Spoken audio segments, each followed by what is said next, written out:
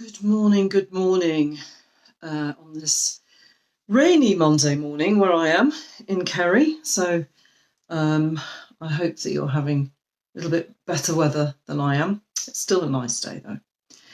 So for those of you who don't know me, my name's Rebecca and I'm a QTT personal development coach, mentor and a homeopath. And I use all three methods to help as many people as I can to be as healthy and as happy as you can be. And also, most importantly, how to stay that way. So my Monday messages are really just part of my commitment to helping you to do that by giving you a tip, a focus, an idea, just something to think about for the coming week, something that will help you to just instigate little changes in your daily lives that are going to add up and mean that you're actually making really big changes in how you feel about yourself, most importantly, and how you feel about other people. And that, of course, means that we can interact better with people, we can interact with ourselves better. So today's message, excuse me, is a follow-on from last week. And it's really to help us to manage our inner consciousness, our inner voice, if you like, that constant chatter that goes on for most of us inside our heads, that sort of running dialogue that isn't always terribly kind and can be quite judgmental to ourselves, never mind other people. And it's exhausting sometimes, and we sometimes get into a state of being overwhelmed by the amount of problems that we have or the intensity of a particular problem.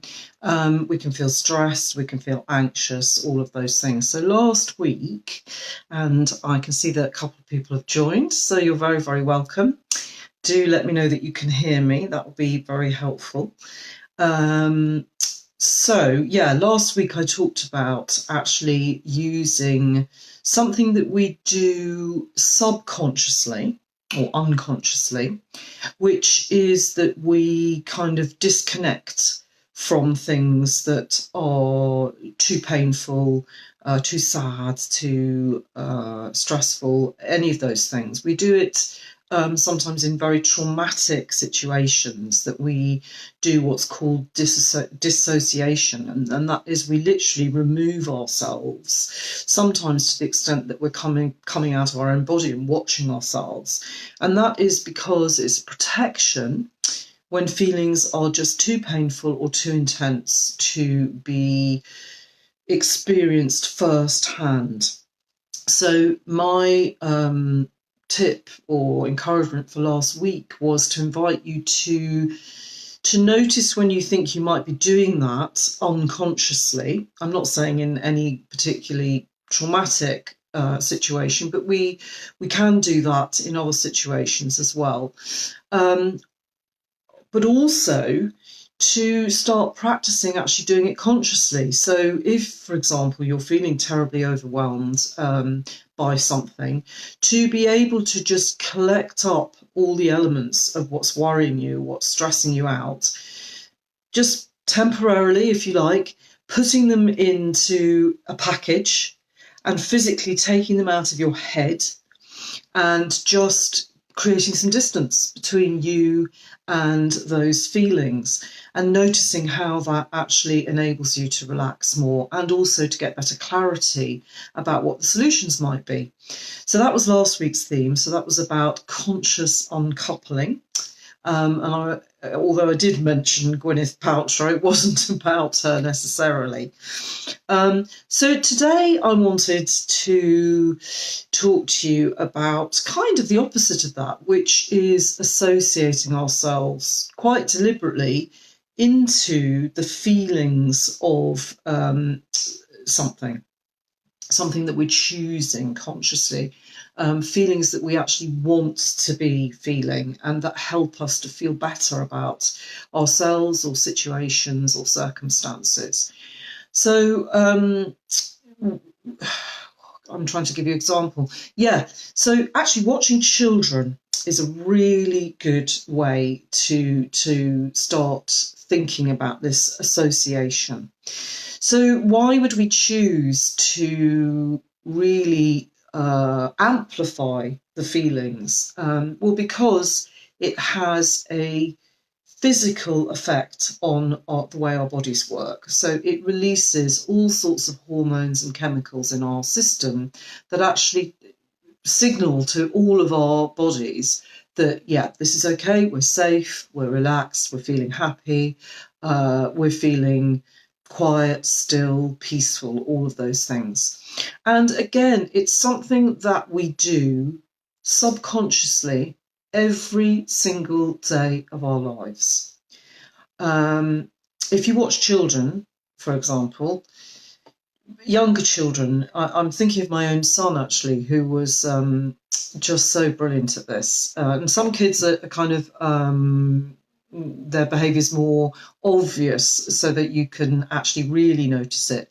But when you see kids who are, when they're watching their favourite television programme, or even sometimes having their favourite story being read to them, that they are absolutely in that world. They are part of that story, part of that movie.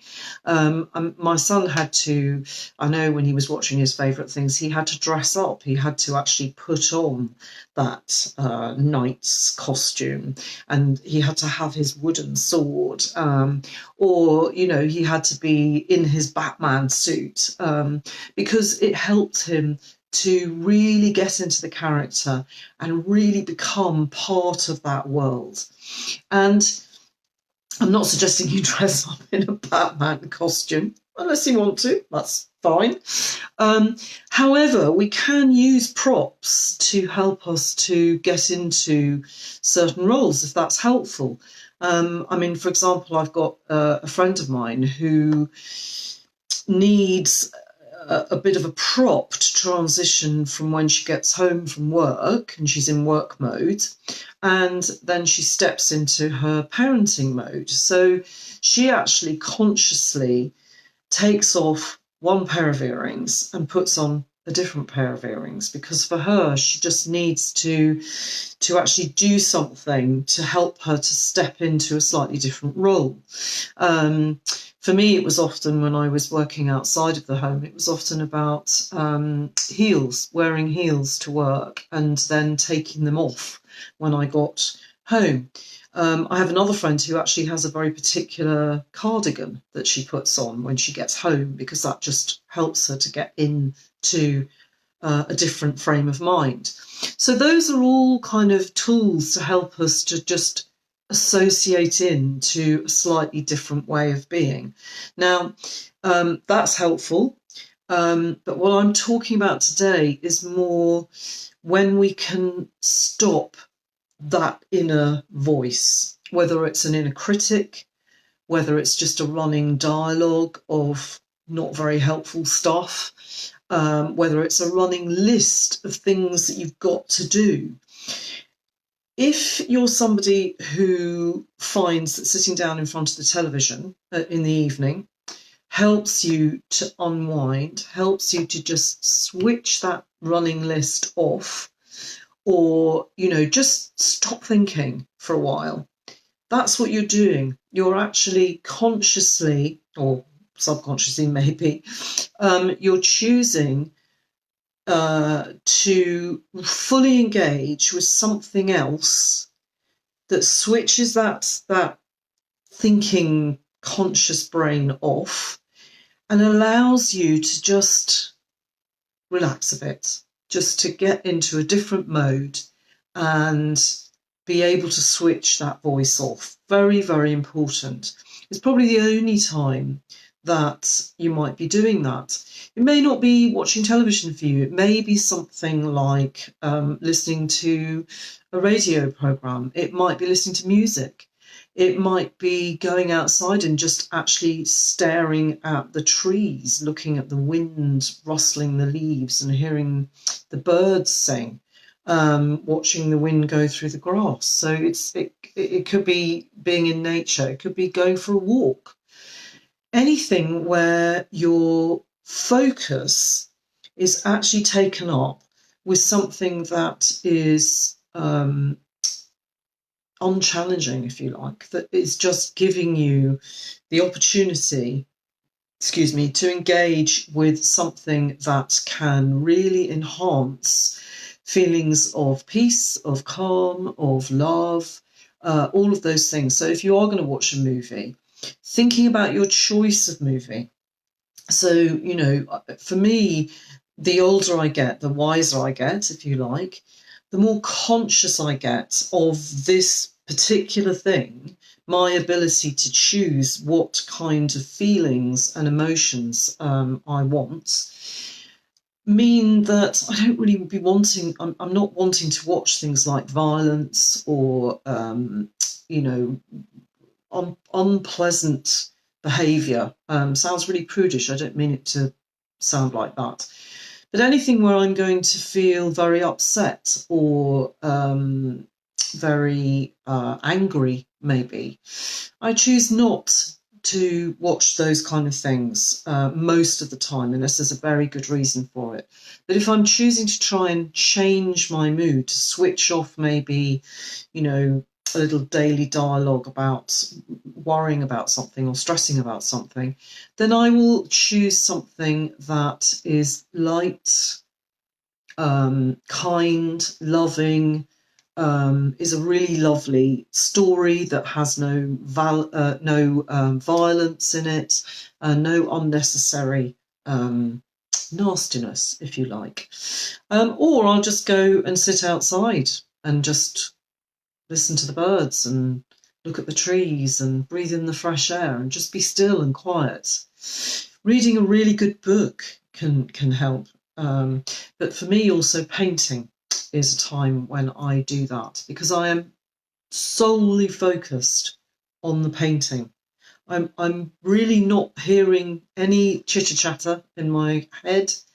I don't hear any kind of criticism or any shopping lists or chore lists or anything like that. I'm just purely focused on the painting that I'm doing. So for some of you, that might be sewing, it might be knitting, it might be making something, it might be actually playing with your children. That's another lovely way to just remind yourself that you can get into that joyful, imaginative world. And most of the time as human beings, we seek that because we want to switch off that conscious part of us that is running a dialogue all the time. So this week, I just wanted to encourage you to just start noticing, actually, when you do that and what you're choosing to do that with. So it could be a number of different things. It can be different things in different circumstances. And notice how effective each of those things might be. And actually just do it more, is what I say. And then you can start noticing, actually, maybe before you get into that state of being overwhelmed or really stressed or just really exhausted, thinking about all the things that you've got to do, you can just become aware of it before it becomes too much. And then you can actually consciously, or what I would do is I do, first of all, the dissociation. So I would consciously go, okay, right, all that stuff, let's just bundle it all up into a package, put it on the table. We can leave it there, can always pick it up again if we want to. And now I'm going to choose to actually really associate in to something that's going to make me, I know, feel relaxed and happy and loving and just, chilled, basically. And then, apart from anything else, if it's in the evening, you're much more likely to have a really good night's sleep. So that's what I would love you to practice today, this week, sorry, and going forward. And all these things are just practice, basically. And the more you do it, the more it will become a habit, and you'll be regulating yourself without even thinking about it. So I'd love to hear how you get on. I'd love to hear what you do to switch off, to actually get out of that feeling of being overwhelmed or stressed. That would be great. Sometimes it might be yoga, or it might be getting on the running machine, or actually for my husband, it's actually using the rowing machine. He finds that very helpful for just switching off and only focusing on his rowing, and that's it. And then he can have a quick shower and relax for the evening. So notice those things, notice how effective they are, and start choosing them before you really, really need to, if you can. Okay, so I wish you all a really lovely week, and hopefully you will be able to manage your dissociation and your association much more consciously. Take care. Bye.